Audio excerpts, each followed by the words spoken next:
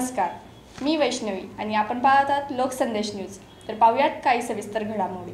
सांगली लोकसभेसाठी भाजपमध्ये गेल्या महिन्याभरापासून अंतर्गत गटबाजीमुळे विद्यमान खासदारांच्या उमेदवारीबाबत संभ्रमावस्था निर्माण झाली। पक्षातील अनेक नेत्यांनी खासदार यांच्या विरोधात वरिष्ठ पातळीवर नाराजी व्यक्त केली। त्यामुळे खासदार यांच्या उमेदवारीबाबत प्रश्न निर्माण झाला होता। तसेच अंतर्गत गटबाजीचाही फटका बसू लागल्यामुळे भाजपकडून उमेदवार चाचपणी सुरू होती। मात्र अखेर संजय काका पाटील यांच्या उमेदवारीवर शिक्कामोर्तब झाल्याचे आज सांगलीत पार पडलेल्या भाजपच्या कोर कमिटी बैठकीवरून दिसून आले। लोकसंदेश न्यूजसाठी सांगलीहून गणेश चव्हाण।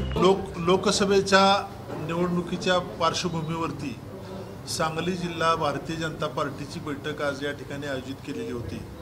या बैठकीला शिवसेना, भारतीय जनता पार्टी आणि RPI सर्व घटक पक्ष, रासप हे सगळे घटक पक्षाचे प्रतिनिधी या ठिकाणी उपस्थित होते। आमच्या जिल्ह्यातले 4 आमदार, 1 शिवसेनेचे आणि 3 भारतीय जनता पार्टीचे या ठिकाणी उपस्थित होते। आज या ठिकाणी खासदार उपस्थित आहेत, महापौर, जिल्हा परिषदेचे अध्यक्ष, आमचे सगळे पदाधिकारी आज या ठिकाणी उपस्थित आहेत आणि लोकसभेच्या निवडणुकीचं जिल्ह्यातलं सगळं नियोजन पूर्णपणे आमचं तयार झालेलं आहे। आणि 24 तारखेला उद्धवजी आणि माननीय मुख्यमंत्रीजी यांच्या हस्ते 3 मतदारसंघांचा नारळ कोल्हापूरला फोडणार आहे।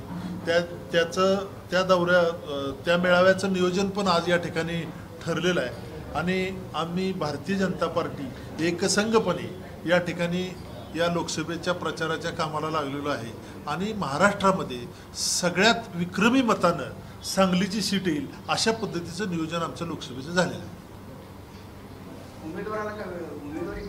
उमेदवारी आमचे केंद्रीय समिती जाहीर करणार आहे, ते आज किंवा उद्या होईल। नाही, चर्चा आहे, परंतु आम्ही सगळे त्यांना भेटणार आहोत। अजितराव घोरपडे असतील, गोपीचंदजी पडळकर असतील, या सगळ्यांना भेटून आम्ही, सुधीरदादा आहेत, आम्ही आहे, सगळी मंडळी आमचे आमदार आहेत सगळे, त्यांना जाऊन विनंती करणार आहे आणि सगळं व्यवस्थित होईल, काही अडचण येणार। आमच्याकडं सुद्धा काही प्रॉब्लेम नाही, पण आज तर सस्पेन्स आहे सगळा, परंतु काहीतरी होईल, काही काळजी करू नका। आता बरीच महाराष्ट्रातली घराणी क्यूमध्ये आहेत भारतीय जनता पार्टी यामध्ये। नाही, ते मला चंद्रकांत दादा आणि मुख्यमंत्र्यांना ह्या संदर्भात विचारावं लागेल। नाही असं काही नाही।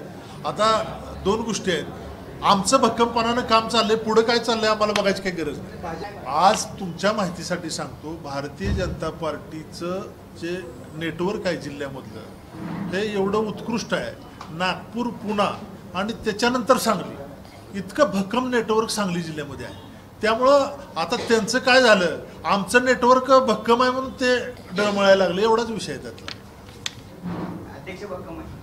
अध्यक्ष नाही, अध्यक्ष एकटा इथं काय करू शकत नाही। ही टीम जी आहे, ही कोर टीम आहे।